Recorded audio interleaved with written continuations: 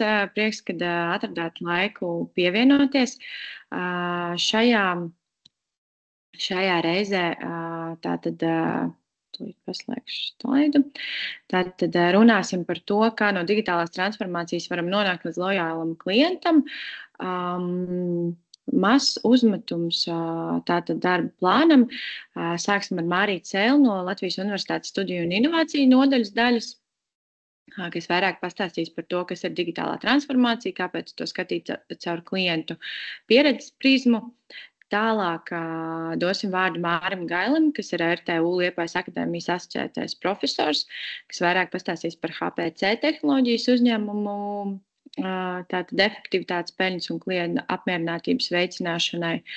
Un tālāk dosim vārdu Raimondam Sausajam no RIMI Latvijas e-veikala attīstības daļas, kas atbildīgs par Baltijas valstīm, vairāk par to, kā tas dzīvē notiek un kā tika veikta šī digitālā transformācija. Un nobeigsim ar mani, kuras pastāstīšu vairāk par to, kādas ir Latvijas digitālā akcelerātora iespējas un kāds ir viss process, lai varētu saņemt šos pakalpojumus. Tad došu vārdu Mārītai Sēlei, tad droši varat, kad esat gatavi, tad varu pārtraukt. Jā.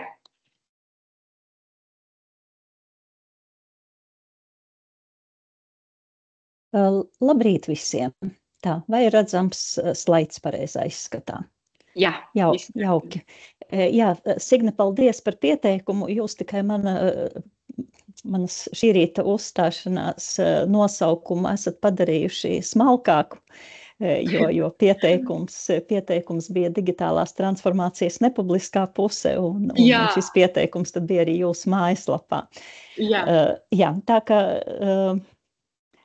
un kādā nozīmē nepubliskā puse, tad par to prezentācijas gaitā. Tātad mani sauc Mārīta Cēle, un es esmu Latvijas Universitātes studiju inovāciju nodaļas vadītāja. Un pirms mēs sākam, man pirmais uzdevums katram,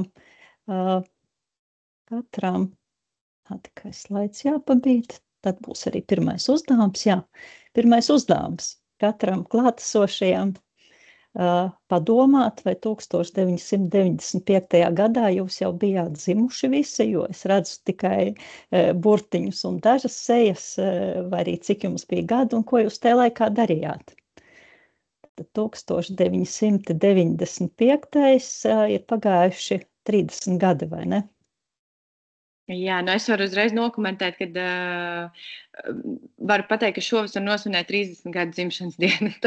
Redz, cik jauki. Tad es pieņemu, ka vairums no klātesošiem, pat ja es jūs neredzu, bija piedzimuši, vai es biju jau drusciņ lielākā vecumā, bet tie bija tikai 30 gadi īstenībā.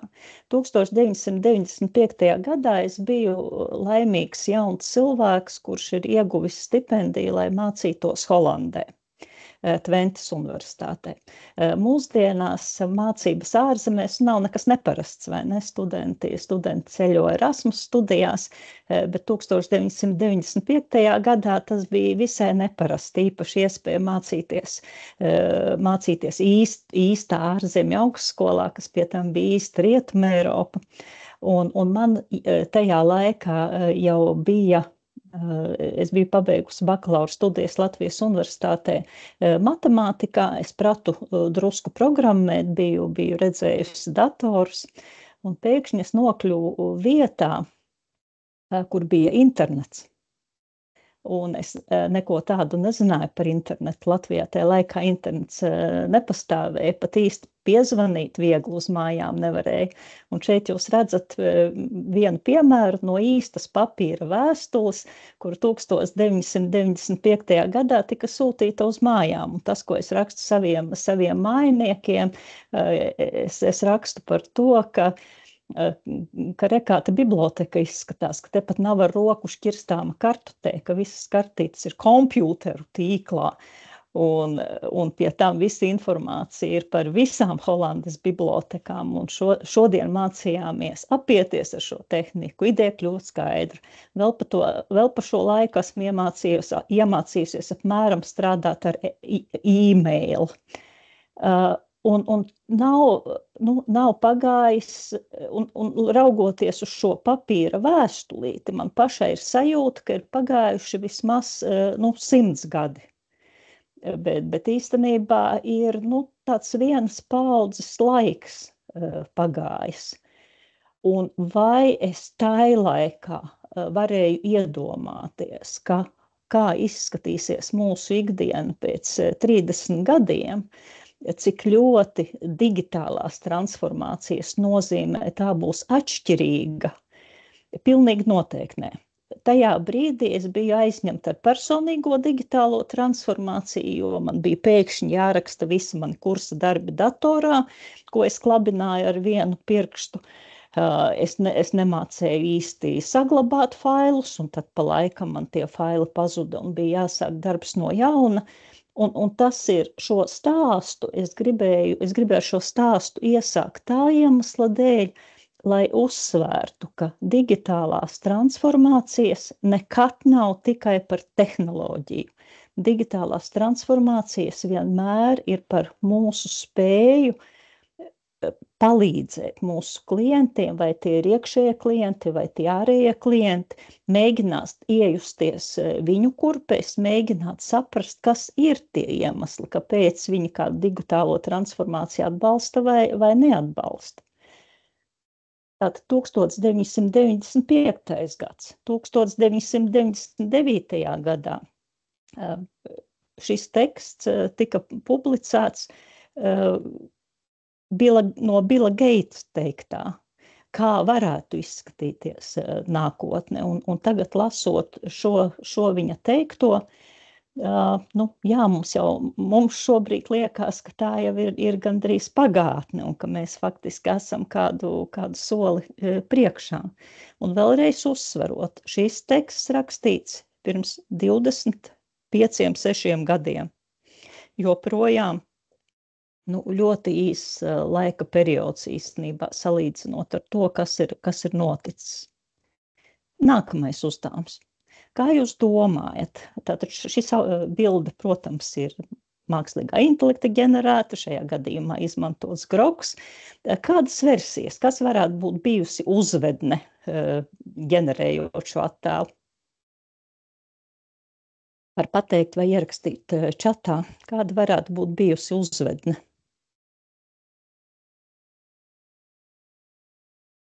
Ja ir kādas versijas, ir kaut kas čatā, varbūt Signe jūs varat nolasīt, es neredzu šobrīd čatu. Tā, es skatos, visi pagaidām ir kautrīgi, es arī tagad domāju, skatos, tas apmetnis ir tā kā ar, kā tāda cietais disks, bet kā to pateikt, kā tāda simkartes, tā aizmugura vai, jebkuras tā kā kaut kādas digitālās tās kartes, tāds, kā, nezinu, skats nākotnē. Grūti teikt, es tagad arī tās sēžu un domāju. Katrā ziņā uzvedne nebija, tā kā zīlēšana vai paredzēšana vai skats nākotnē. Es lūdzu Grokam uzģenerēt attēlu, kur būtu attēlots koncepts digitālā transformācija. Un mani šis tiešām pārsteidza, ka pat mākslīgā intelekta interpretācijā šeit nebija bloku schēmas uzzīmētas vai datori, vai es nezinu, bet bija uzzīmēta šī kristāla bumba. Kas nozīmē, ka joprojām tā sajūta par to, kas notiks, kā tieši attīstīsies digitālā pasaule, ir tomēr visai miglaini tādos ļoti racionālos apzīmējumos. Bet atgriežoties no kristāla bumbām pie kaut kā racionālāka, šeit es esmu izkopējusi gabaliņu no nesenas kompānijas McKinsey apkopu un tāda publikācijas, grāmatas, kur viņi ir apkopojuši savu, kā starptautiski vienas no vadošās konsultāciju firmas pieredzi sadarbībā ar klientiem tieši tēmā digitālā transformācija. Un viņi šajā grāmatā, manuprāt, jau pirmajos teikumos mēģinot nodefinēt, kas ir digitālā transformācija, ir ļoti vērtīgi arī iezīmējuši domāšanas procesu par šo definīciju, kāpēc tieši tāda definīcija. Un šeit mēs redzam, ka viņi ir iekrāsojuši, ka digitālā un mākslīga intelekta transformācija ir process. Un piezīmīta, ka šim procesam ir noteikti jābūt vadītam no top menedžmenta, ka šis nav process, kuru būtu pareizi deleģēt kādam zemākā administratīvās hierarhijas līmenī. Viņi ir iezīmējuši, ka šis ir process, kurš attīsta organizācijas spēju un tehnoloģijas spēju nepārtraukti uzlabot klienta pieredzi.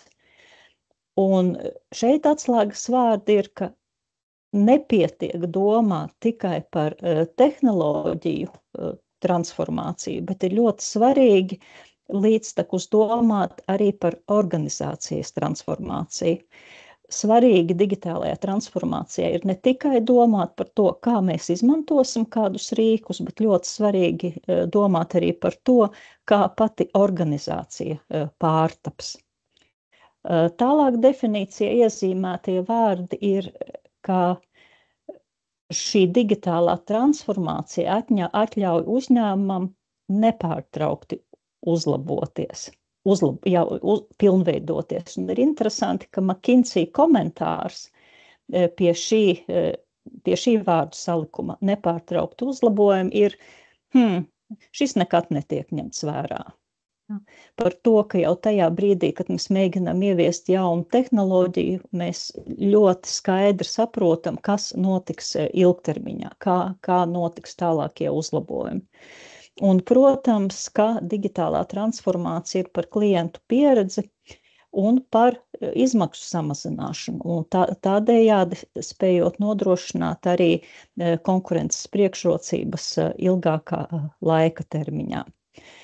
Un es šorīt šajā īsajā uzstāšanas reizē gribu uzsvērt tieši to daļu, kas ir klientu pieredze.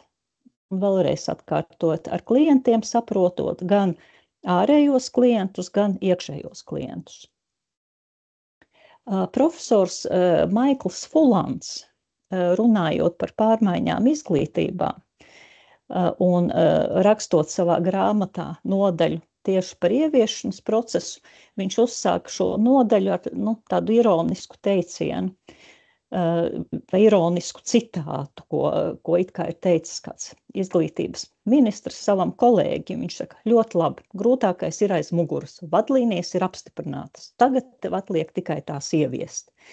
Un man šķiet, ka šobrīd gana daudz līdzīgu risku mums pastāv arī attiecībā uz skaisto nosaukumu digitālās transformācijas, jo bieži vien daudz uzmanības tiek veltīts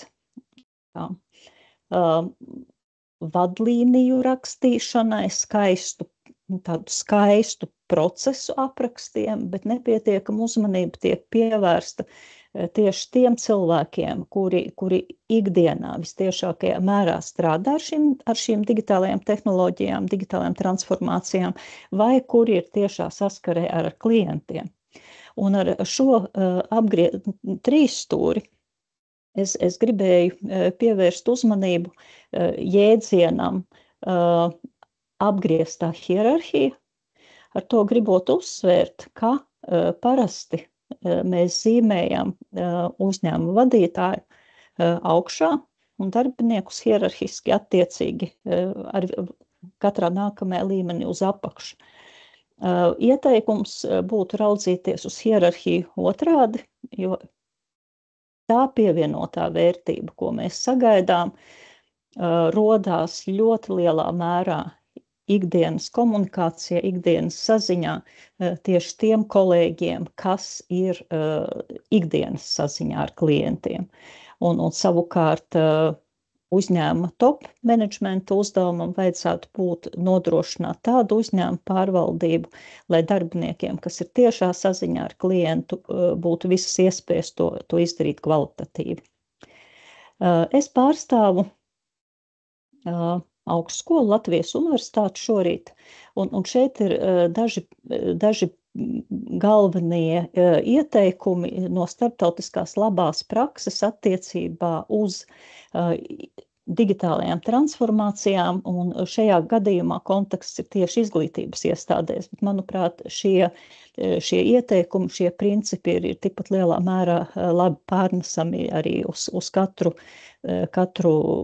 uz citām organizācijām. Un pirmais ir gatavība strādāt plūstošās smiltīs. Un šeit viens attēls no izglītības tehnoloģiju konferences Londonā, kas tur notiek katru gadu, kur sastopās gan izglītotāji, gan tehnoloģiju veidotāji no visas pasaules.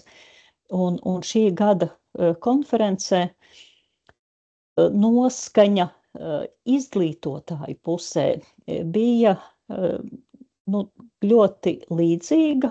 Pirmkārt par to, ka tieši ChatGPT parādīšanās 2022. Gadā publikai viegli pieejami ir principiāli transformējusi vidi, kādā veidā, kādā ātrumā attīstās digitālās tehnoloģijas šobrīd.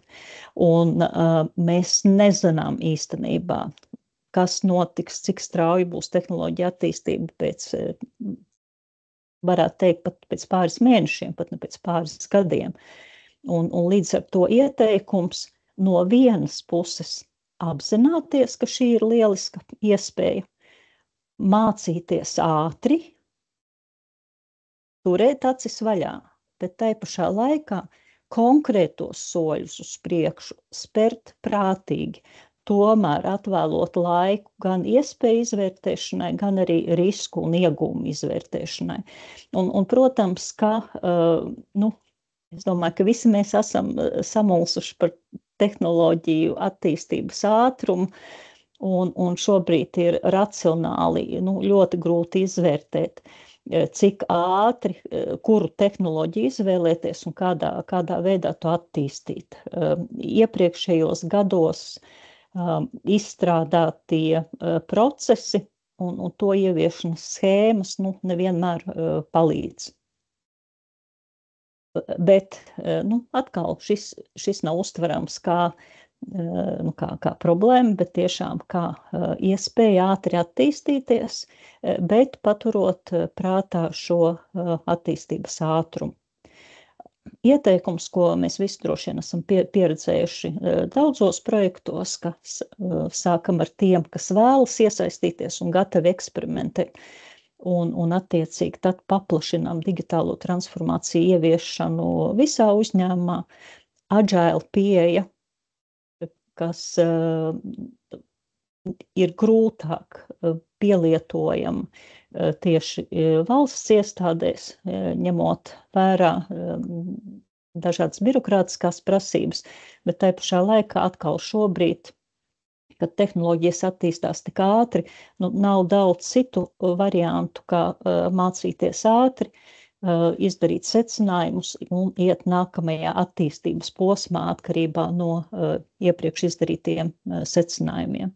Darbinieku iesaistīšana kā absolūti svarīgs princips, lai viņi būtu gan ieinteresēti, gan motivēti, gan arī sniegtu lietotāju atgriezenisko saiti digitālo transformāciju ieviešanā un, protams, informēšana, skaidrošana, jo bieži vien nepamatot tiek uztverts, ka cilvēki kaut ko negrib darīt, lai gan īstenībā viņi varbūt nesaprot, ko īstenībā mēs vēlamies izdarīt un kāds no tā būs labums. Ieteikums sadarboties ar citām organizācijām un tātad mācamies ātri, ieviešam prātīgi. Latvijas universitātē ir uzsākti vairāki mākslīgā intelekta tehnoloģiju integrēšanas projekti studiju procesā, un mēs esam centušies sekot labās prakses piemēriem, proti nevis ieviest tehnoloģiju, kura izskatās daudzsološi, bet pirmkārt noskaidrot, kas ir vajadzības mūsu docētājiem, studentiem, un tālāk ķerties pie risinājuma piemeklēšanas.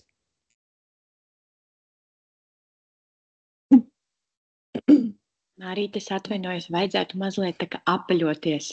Jā. Jā. Labi. Man aizkrita kaklas. Viss kārtībā. Jebkurā. Viss kārtībā, Marīt, liels paldies. Jā, mīļš, paldies. Droši ir kādi jautājumi, un kas tad var rakstīt man vai Mārītei, un būsim priecīgi atbildēt.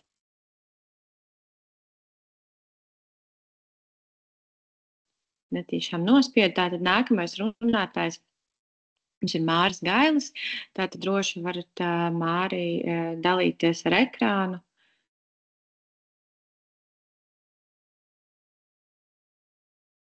Super, visu redzam. Labrīt, paldies par šo lielisko iespēju piedalīties webinārā. Esmu asociētais profesors Rīgas Tehniskās universitātes Māris Gailis.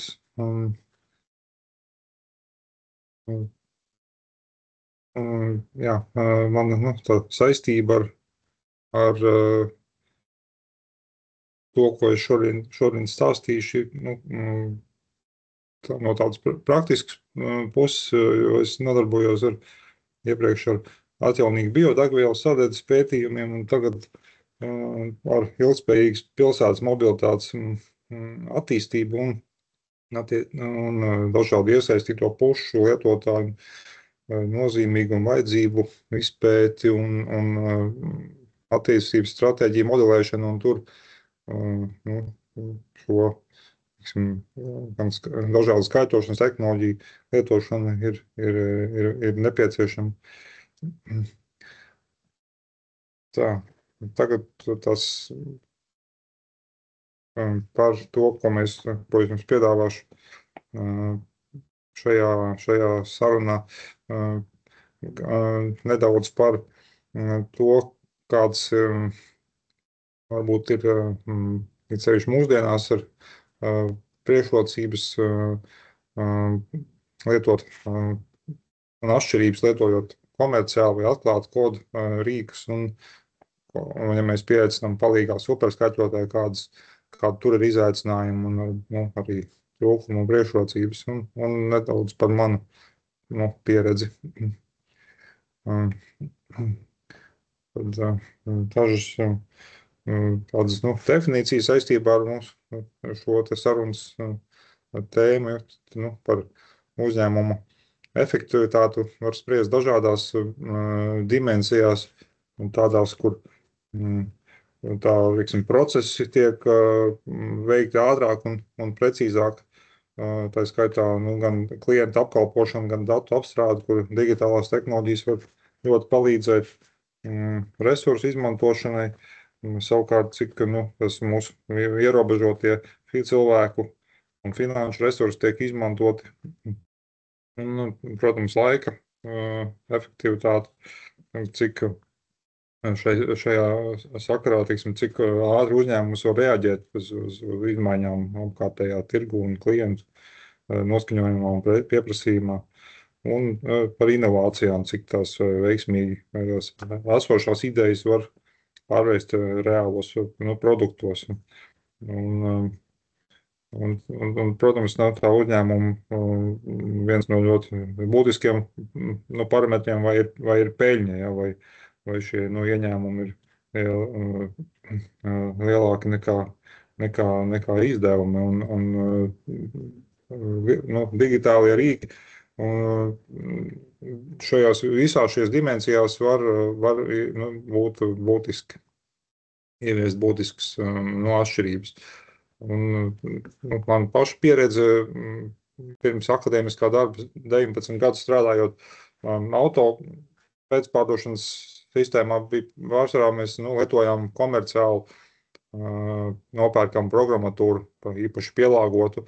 Un pirmā brīdī liekas, ka tas uzņēmumu izstrādātajā liektais atbalsts ir lielisks un lietotājiem ir tikai podziņas jānospiež, bet drīz tās galvenās problēmas, kas atklājās, viens ir, ka nemitīgi ir jābūt gatavam uz augstām izmaksām, vēlme papildināt kaut ko vai izmainīt vai palielināt lietotāju skaitu, bieži vien ir pat nesamērīgas izmaksas, vai tas ir neiespējami ilgi un mūsdienās ar tādiem pabeigtiem komerciāliem rīkiem tos parasti nav iespējams to darbību kaut kā efektivizēt ar mākslīgā intelekta rīkiem. Tas ir, pats tas uzņēmumu programmatūra, viņi nav tā ietekmējama vai mainām.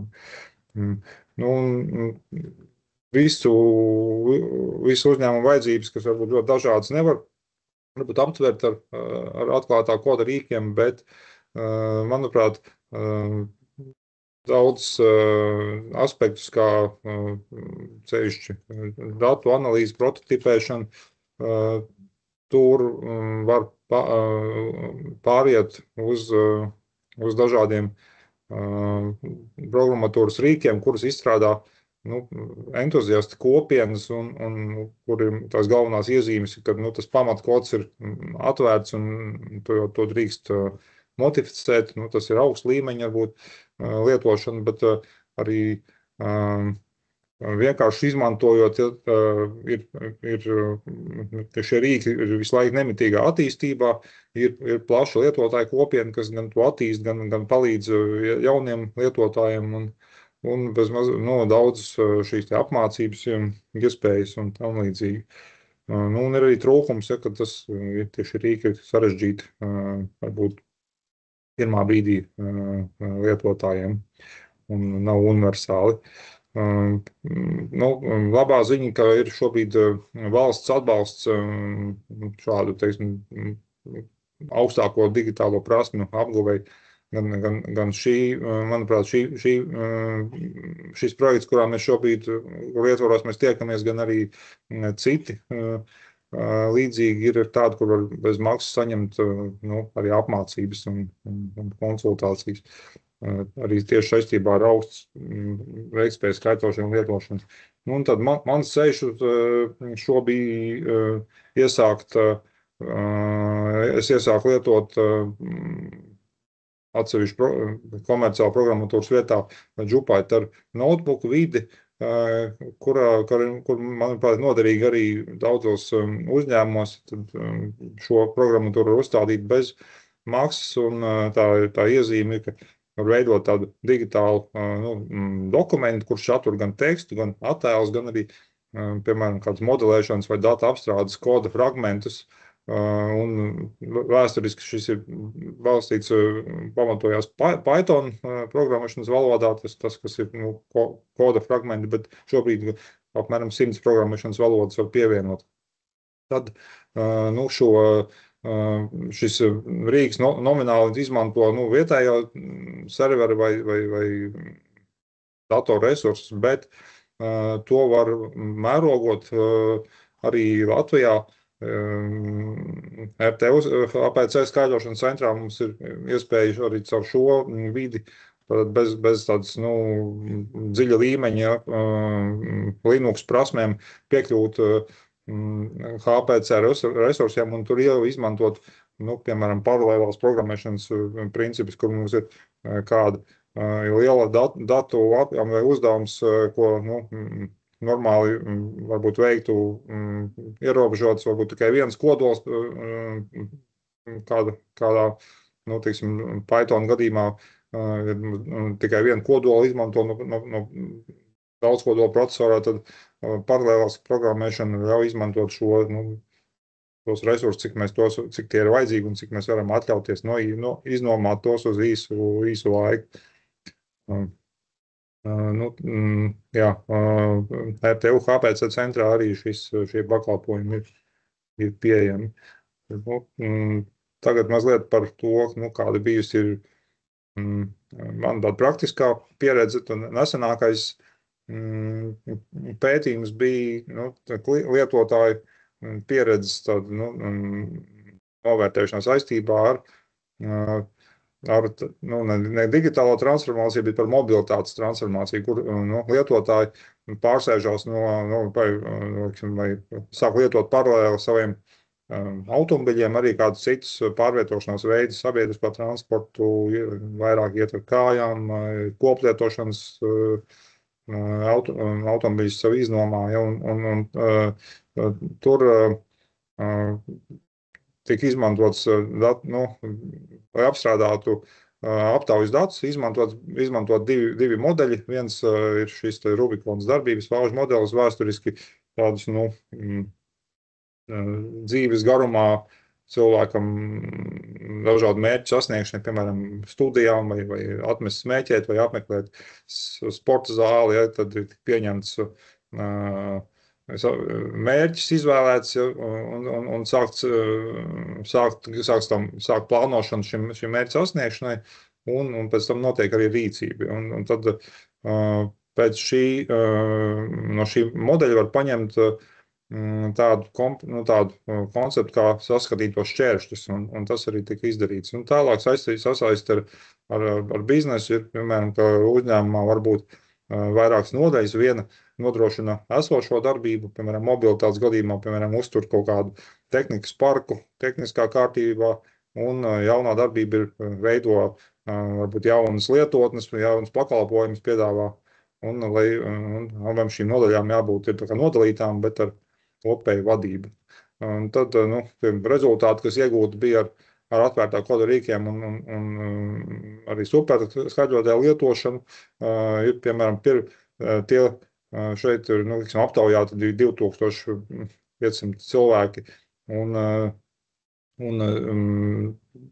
plānošanas fāzē cilvēki, kad viņi ir pieņēmuši lēmumu, es gribu pārvietoties ilgspējīgāk, bet vēl to nedaru, tad es saskatu dažādus šķēršļus, un tad man bija dažādi šie kategorijas, aptaujāti bija universitātes darbinieki un studenti, tad izmēģinājumi, pilotu izmēģinājums, un galvenokārt cilvēki satraucas, ka tas ceļu braušanas laiks būs ilgāks, publiskais transports ir sliktā stāvoklī vai plānojums ir nederīgs un tam līdzīgi tad sakārtot šie iespējamie šķēršļi. Šie šķēršļi jāadresē tad uzņēmumam būtu uzrunājot, veidot kampaņas, bet uzrunājot šos potenciālos lietotājus, kuri izsaka šīs bažas, bet viņi nemaz to nav pārbaudījuši dzīvē. Ka šeit nevienam nav jāmetās un kaut ko jāmaina sabiedriskā transporta plānojumā, jo tie cilvēki viņi tikai domā, ka tā ir problēma, viņus jāpārliecina. Un tie, kas jau ir rīcības fāzē, tiem ir pavisam, varbūt, ne pavisam, bet tomēr atšķirīgas prioritātes, ko šie cilvēki saskata par šķēršļiem. Un tad uzņēmumam tas būtu jānovērš šīs nepilnības jau fiziski jāmaina kaut kas darbībā, jo cilvēki lietotāji, kas aktuāli izmanto šos pakalpojumus, jau saskata šos šķēršļus. Un lai šādu analīzi veiktu, ja to ar komerciālu programmatūru ir izdarīt, manuprāt, diezgan grūti. Tur ir maz iespēja, un šeit var šī idejošanā, modeļu veidošanā un koda rakstīšanā ļoti var ņemt talkā mākslīgā intelekta rīkus. Nav jābūt, es pats neesmu trenēts programmētājs, bet es tieku galā ar dažādu veidu datu apstrādi arī sevišķi izmantojot AI rīkus, un man vajag skaidrošanas jaudas, paņem un pieslēdzos superskaidrotājiem. Tā, es skatos, ka mans laiks laikam ir beidzies, es pārēju uz pēdējo slaidu. Saku jums paldies, un te ir iespēja ar maniem sazināties. Paldies. Jā, tad droši jautājumi, tad varat arī Mārim vai man, tad vairāk arī pastāstīšu beigās, kā var arī, ja šis interesē, kā var tikt mācīties. Un, kā arī Mārs teica, ir bez maksas ar 100% de minimis, bet par to tad vēlāk. Tagad dodu vārdu Raimondam, kurš tad vairāk pastāstīs tādu kā pieredzi stāstu. Tad, jā, droši, Raimond, ekrāns tad ir tavs. Labrīt! Mēģināsim uzlikt prezentāciju un jā, pieņemšu, ka jūs mani dzirdat. Dzirdam. Un arī redzat, jā. Un redzam, un arī redzam tūlīt arī prezentāciju. Ļoti labi. Interesi pēc jūs viņu redzat pilnekrānā vai... Tādā mazliet nepilnīgi. Jā. Bet viss kārtībā, visu var redzēt. Jā, ok. Man piezīmes īstenībā tur nav. Labi, pamēģināsim šitādā veidā. Tad, jā, labrīt visiem. Raimonds, e-komercijas vadītājs Rimi Baltika, un tad manā pārziņā principā ir e-veikals un arī tie procesi un sistēmas, kas saistīti ar e-veikalu fiziskajos veikalos. Bet tad jā, par mūsu pieredzi, prātā laikam pirmais, kas nāca, bija Raiņa citāts, kas pastāvēs, kas pārvērtīsies, un, man liekas, digitālā transformācija ļoti labi iet kopā tieši ar šo nosaukumu. Bet jā, tad, cerams, ka visi zina, bet ja kāds nezina, tad Rimi ir viens no lielākajiem mazumtirgotājiem Baltijas valstīs. Mums ir dažādi formāti, jeb dažādi veikali izmēri, plus e-veikals. Ja? Un tad kopumā mums ir nodarbināti vairāk kā 11,000 darbinieku un, kā saka, laipni aicināt mūsu veikalos iepirkties. Par digitālo transformāciju, tad, sāksim varbūt ar šo bildi. Viss taču strādā, vai ne? Un, man liekas, vairumā arī uzņēmumi tā domā, ka no vienas puses, kāpēc mainīties? Kādu laiku apkaļ arī šī bilde bija ļoti populāra, ja, kad mums nevajag palīdzību, mēs taču zinām, kā to darīt, bet iz vēstures mums ir Nokia gadījums, kur iPhones tomēr mainīja diezgan iespaidīgi, kā mēs uztveram šos telefonus, ja, un ja mēs pārnesam to uz mazumtirdzniecību, tad, laikam, cilvēka rindas ir tas pirmais, ja tā galvenā problēma, kas nāk prātā, ko tad mēs gribam risināt, ja, un tad, protams, ir cilvēki, kas ir gatavi stāvēt rindās, bet ņemot vērā, ka mums arī šie veikali ir diezgan tuvu blakus viens otram, ja, tad tev ir iespēja aiziet uz citu un varbūt ātrāk arī izdarīt lietas. Tāpēc, teiksim, galvenā problēma varbūt, tad, kas bija jārisina, bija īstenībā šī. Par pašu procesu tad jāpiekrīt Mārītes prezentācijā arī minētajam, ka tev nepietiek ar to, kad ir kaut kāda varbūt cilvēku grupa uzņēmumā, kas ir gatavi iet šajā virzienā. Tur tiešām vajag, lai visa vadība ir iesaistīta un atbalsta to, jo arī Rimi gadījumā mums ir ļoti daudz cilvēku dažādos departamentos, jā, un kas saka, e-veikals arī, mēs nevaram vieni visu uztaisīt, mums vajag daudz citu kolēģi iesaisti, un, ja ir vadības atbalsta, protams, tas notiek diezgan operatīvi. Bet, teiksim, tā versija, tad kā mums sākās, tad, teiksim, paņemsim 18. gadu, kas ir mūsu sākuma punkts, ja, tad Rimi kā tāds mēs uzskatām, ka mēs esam tie vēlīnie ieviesēji. Ja es atstāju tos anglicismus, jo godīgi man latviski ļoti nepatīk, kā viņi tiek formulēti. Jeb mums bija veikali, ja, mums bija klienti, ja, tad nāc iepērcies un viss ir forši. Tad, ko mēs 18. un 19. gadā sākām darīt, ir principā būvēt šos pamatus. Ja, un tad jau parādījās pirmais e-veikals ar pilotu veikaliem Latvijā. Parādījās jauni digitālie kanāli, fiziskajos veikalos parādījās pašapkalpošanās kases, ja skeneri. Un, kas saka, sākām šo ceļu uz digitālo, ja ielikām šos stūrakmeņus. Tad nākamajos principā gados, ja, ar visu Covid vēl pa vidu, kas laikam bija ļoti agile arī mums, kad pēkšņi pieprasījums bija reiz 2, ja, bet tad skatāmies tālāk. Tad, varbūt mums vajag opciju, ka tu vari iepirkties ar telefonu, ne tikai ar skeneri. Digitālie čeki, ja, kas ir ļoti vidē draudzīga versija. Tad receptes, ja, mūsu receptes ļoti populārs, varbūt uztaisam, ka tu viņus uzreiz ar pilnu grozam klāt. Ja. Tad mums bija chatbots uz brīdi, viņš šobrīd nav vairs starp starp eksistējušiem risinājumiem, bet arī tas mums bija. Tad ir, teiksim, tāda iekšējās sistēmas arī vairākas, kas mums palīdzēja, teiksim, akcijas tur labāk plānot, kā arī, teiksim, viena no daļām arī bija, ka mēs vairs netaisam papīra veidu iesniegumus par atvaļinājumiem, bet mums ir sistēma, kur tad mēs digitāli šo te visu uztaisam. Bet, arī šajā, teiksim, gadījumā bija svarīgi, lai mums ir vadības atbalsts. Un tad, no 23. gada un, teiksim, līdz šodienai un arī nākotnē, tad, protams, mēs turpinam inovēt. No e-komercijas puses, tad mēs ieviesām ekspres piegādes, jo mēs jūtām, ka cilvēki grib saņemt šos pasūtījumus arvien ātrāk, arī skatoties varbūt uz Bolt piemēru. Abonēšanas servisi mums dažādi ieviesti, lai tev nav visu laiku jāiet manuāli, tas jādara. Tad mēs paši rīkojam un arī piedalāmies dažādos hackatonos, jeb citos pasākumos, kur atrast, teiksim, sadarbības partnerus. Baltijas ilgtspējīgas inovācija balva, tad ir jauni bukleti mums, kas tagad ir animēti.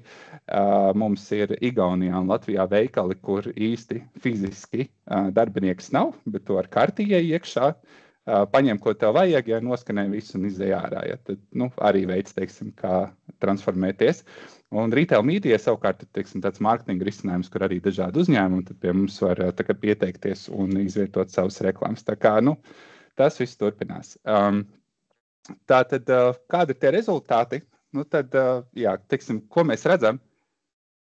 Jo vairāk mums ir šo risinājumu, jo vairāk arī cilvēki viņus izmanto, kas no vienas puses veicina to, cik daudz mums ir lojāli klienti, jo katrs tad beidzot var atrast, kas ir tas viņa veids, kā viņš grib iepirkties. Gan arī tur ir otra puse, jo tu vairāk lieto mūsu risinājums, jo kopumā tu atstāji tā, ka bišķiņi vairāk rimī, Bet, kas saka, vistas solis jautājums, kas bija pirmais, kas ne. Bet tad kopumā, par Latviju runājot, mums ir vairāk kā 1 miljons lojālo klientu. No visas pārdošanas, kas ir rimī, tad aptuveni 2-3% nāk no tieši e-veikala. Tātad, šī ir, teiksim, tā cilvēku grupa, kas tiešām iepērkās e-veikalā, un tas ir viņa primārais kanāls. Te procenti pa Baltiju mainās, bet ielika tāpēc vidējo. Tad aptuveni 10% izmanto šo te pašskanēšanas opciju, kas ir vai ar skeneru vai ar telefonu. Tad atkal, kas saka, kārtējais posms negrib stāvēt rindā, tad aptuveni 10% ir gatavi izmantot šos papildus risinājumus. Tāpat arī šos personalizētos piedāvājumus, kas arī nepārtraukti tiek uzlaboti, tad aptuveni 20% viņus ik nedēļu atpračo un izmanto. Un, par e-veikalu, ja mēs sākām ar 2 veikaliem, tad šobrīd mums ir Igaunijā vairāk kā 50 iesaistīti veikali, Latvijā 30, Lietuvā 53. Un tie iesaistītie maz piebildi ir tā, ka mums ir veikali, kuros mēs komplektējam, bet tad mums ir veikali arī, kuru mēs tikai izsniedzam. Tāpēc tas kopējais tīkls ir diezgan iespaidīgs, un, protams, mēs plānojam iet uz priekšu arī tajā visā. Tad, praktiskās puses, ko es varu teikt, tur ir daudz punktu, bet kopumā. Tad viens, ja ir iespēja, lūdzu mācieties no citiem. Mūsu gadījumā tajā brīdī vēl mācu kompānija bija, ka mums bija lieliski iespēja aizbraukt pie viņiem klātienē, apskatīties, kā strādā komplektēšana, kādus maisus viņi izmanto, kādus tur ratus viņi izmanto, lai komplektētu šos pasūtījumus un tiešām pastīties, kas ir tā labākā praksa, ko mēs varētu pārņemt. Tad otrs ir izmēģina šaurā grupā. Šajā gadījumā mums tie bija darbinieki, kam tad bija iespēja pirms mēs publiski palaidām šo te veikalu, izmēģināt šo te uz saviem principā spēkiem, kas savukārt palīdz izķert kaut kādas pirmās kļūdas, lai tad klientam, kamēr aiziet, lai viss jau ir kārtībā.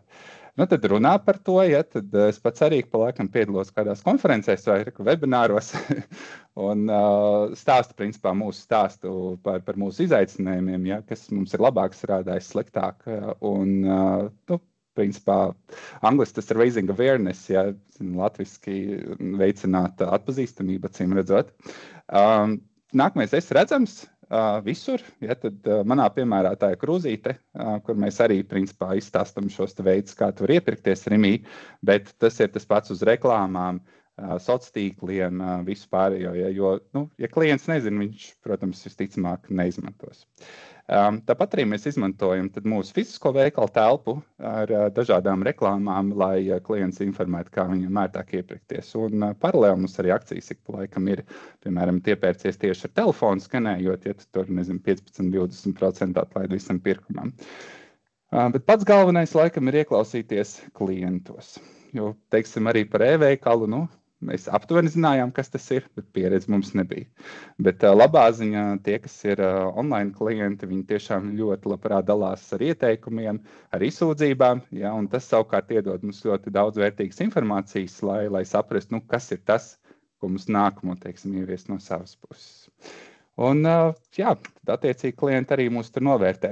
Es nelasīšu visas, bet kopumā mūsu kurjeri dabū vairāk uzslavu, jo cilvēki ļoti priecīgi, ka viņiem nav jānes uz 5. 7. stāvu tie maisi. Un kvalitāte, protams, tiek novērtēta mūsu augļiem un dārziņiem.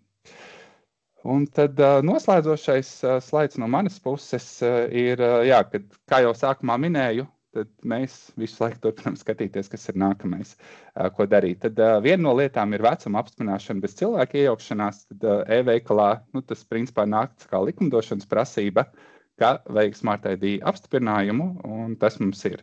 Paralēli tad tiek izskatīts arī varbūt kā veikalos pie šīm te pašapkalpošanās kasēm ieviest ko līdzīgu. Regulāri paplašinam piegādes teritoriju.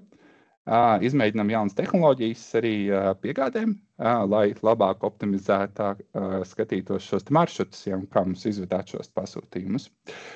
Tad darba sarakstā savukārt ir arī mākslīgā intelekta izmantošana iespējams meklēšanas rezultātos un produktu atpazīšanā. Tad viens ir uz tieši saisti, otrs ir uz fiziskiem veikaliem.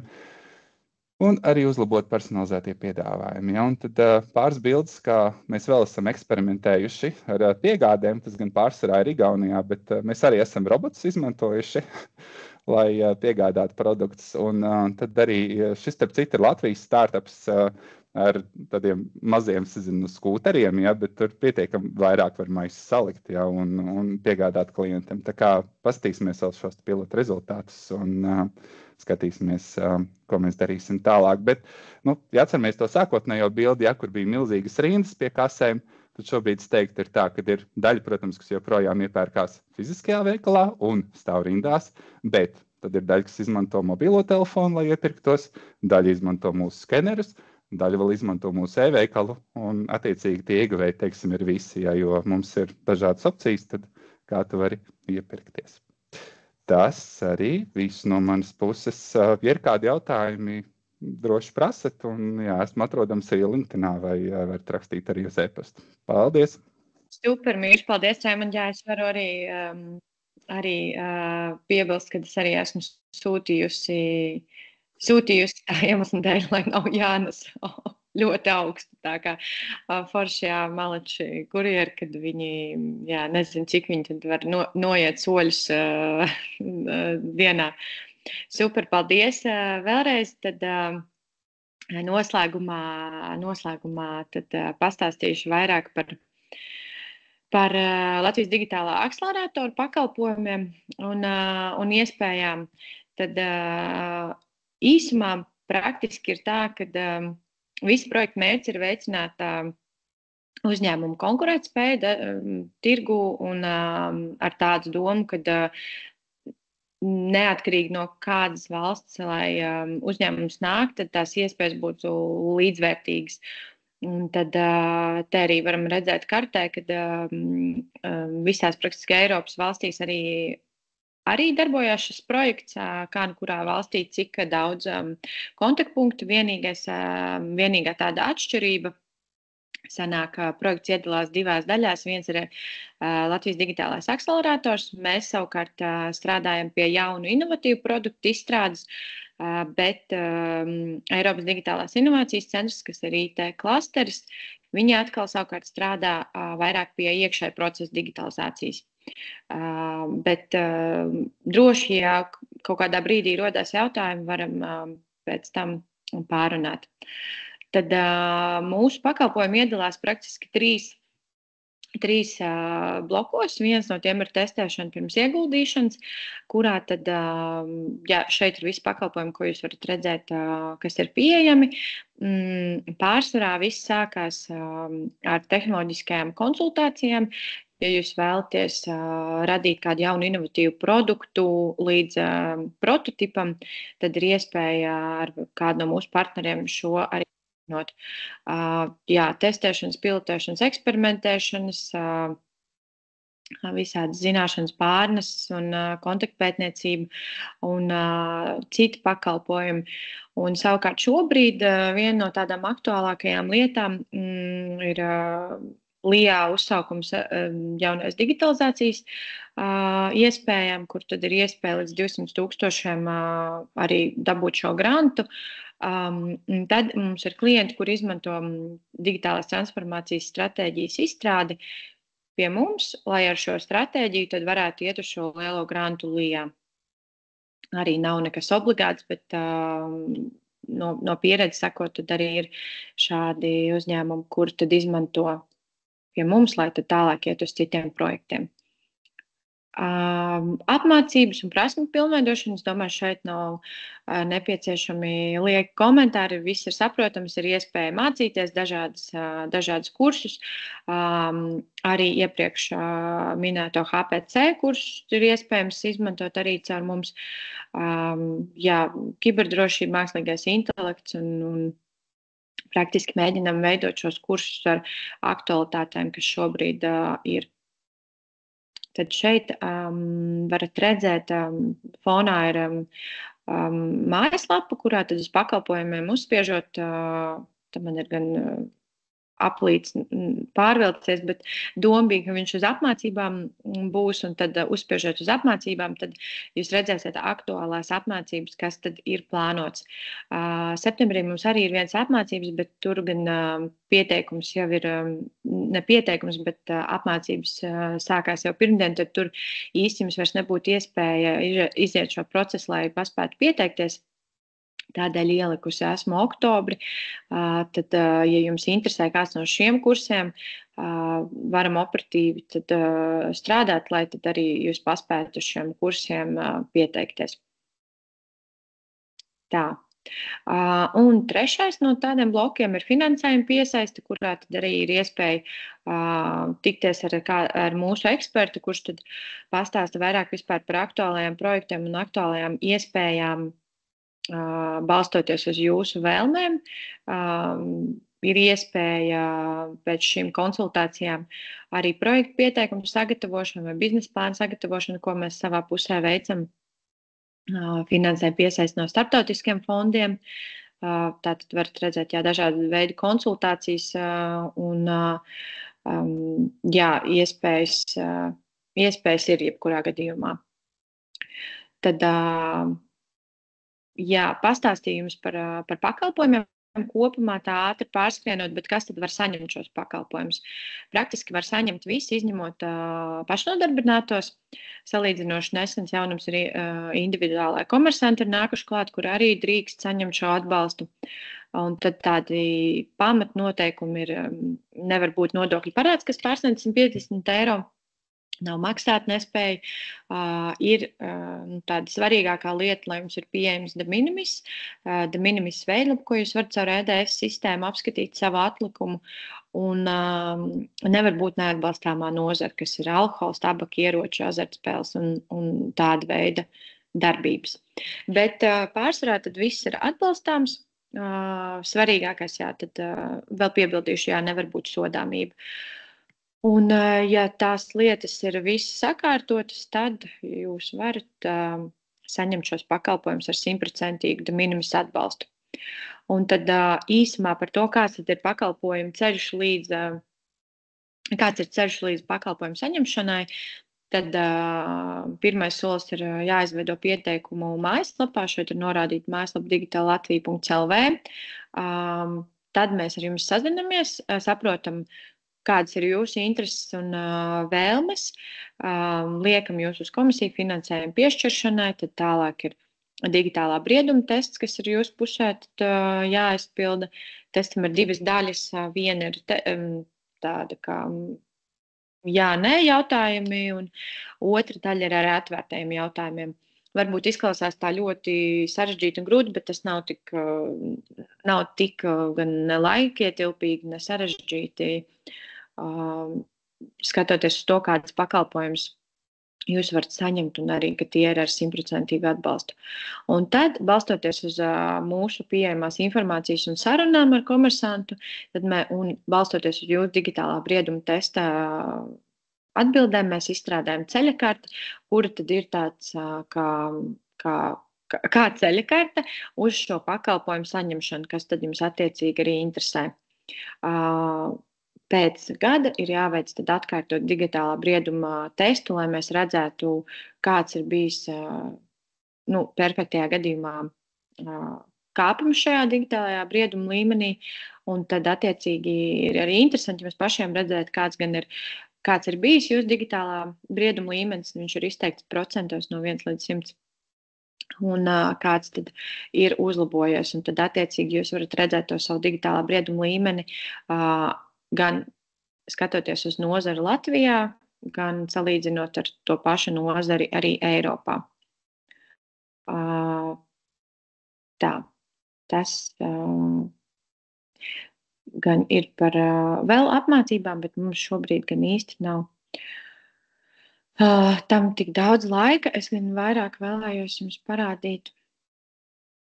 Jā, tātad šeit, vai pišķiņ jau pārskrēt pa priekšu, šeit ir redzami mūsu partneri. Pārsvarā tad partneri nodrošina gan apmācības, gan arī šīs iepriekš minētās tehnoloģiskās konsultācijas. Tātad, jā, to jūs varat arī mūsu mājaslapā apskatīt. Kāds ir mūsu sadalījums, tas vairāk ir pēc reģioniem. Tad šeit jūs varat redzēt reģionālo sadalījumu. Par Zemgales reģionu atbildēs. Un tad šeit ir redzami pārējie sadalījumi. Tad attiecīgi pārsvarā, ja iekrīt uzņēmums, kurš ir reģistrēts kādā no citiem novadiem, tad jūs vienkārši ar jums kontaktēsies tad kāds no šo kontaktpunktu vadītājiem.